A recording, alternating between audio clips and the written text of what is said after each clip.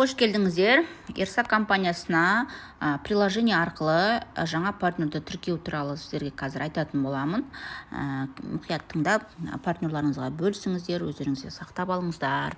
Мына приложениені алдымен iPhone-да немесе Android-да скачать етіп аламыз, Play Market-те немесе App Store-дан. Ең басты бетке кіргеннен кейін міне біздің ең жаңалықтар тұрады, осы жерде өнімдер туралы айтылады. Одан кейін мына бассақ өзіміздің жеке кабинетімізге кіреміз. Мына жерде список, команда барлығы тұрады. Бұл жерде ең оңай адам тіркеудің мен сіздерге тәсілін көрсетейін.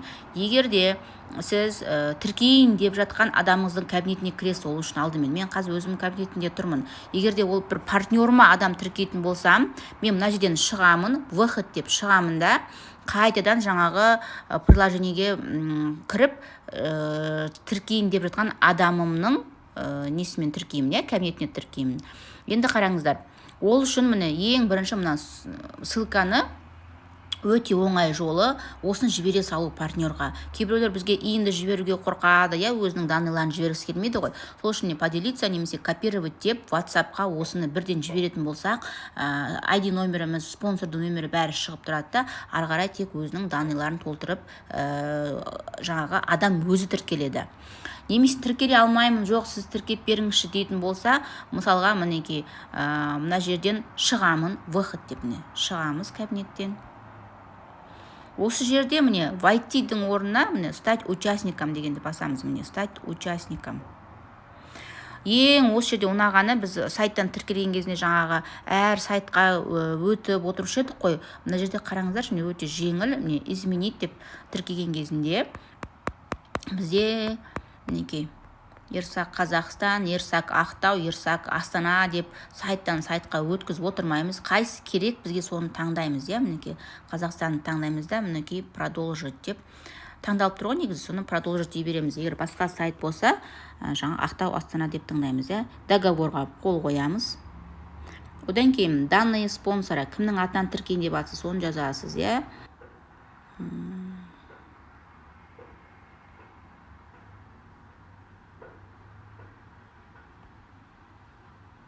Енді дұрыс болды, өз атымнан продолжить. Мына жерде тіркейтін адамымыздың данныйын жазамыз. Тіркейтін адамның данныйларын алдын ала дайындап қойғанмын.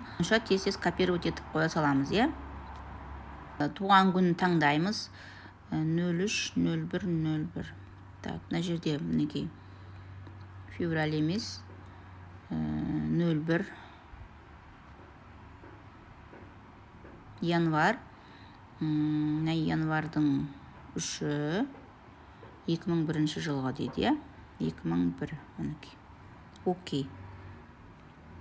03-01-2001. Дұрыс қоя, енді продолжить дейміз да. Парольға өзіміздің пароліміз жазамыз, жаңа новый пароль өзіміз ойлап табамыз. Единый көбінесе бәрімізде 1-6-ға дейін продолжить дейміз. Данные счета, банковский данныйға еш нәрсе жазбаймыз. Одан кейін телефон номерімізді мына жақтан алдымен Қазақстан таңдап аламыз. Қазақстан. Екінші ретте тоже Қазақстан 2 рет таңдаймыз.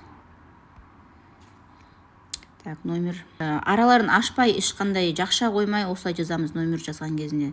Әйтпесе қабылдамайды. 747-3. Болды, продолжить дейміз. Келесі, мына жерге адрес счета деген жерге иін жазасыздар. Тіркейін деп отырған адамның иін жазасыздар, Болды, енді міне зарегистрировать деген басамыз. Мінекей, сіз тіркелдіңіз деген хабарлама келіп тұр. Осылай өзіңіз тіркейтін болсаңыз, Ал егерде жаңағы ссылканы тіркелетін адамның өзіне жіберетін болсаңыз, жаңағыдай жеке кабинетіңіздегі кімдің атынан тіркейін деп сол адамның кабинетіне кіріп, тіркелуге ссылканы сол жақтан жібересіздер, Түсініксіз болса, сұрақтарыңыз болса қойыңыздар, тағы да жеке жауап беретін боламын.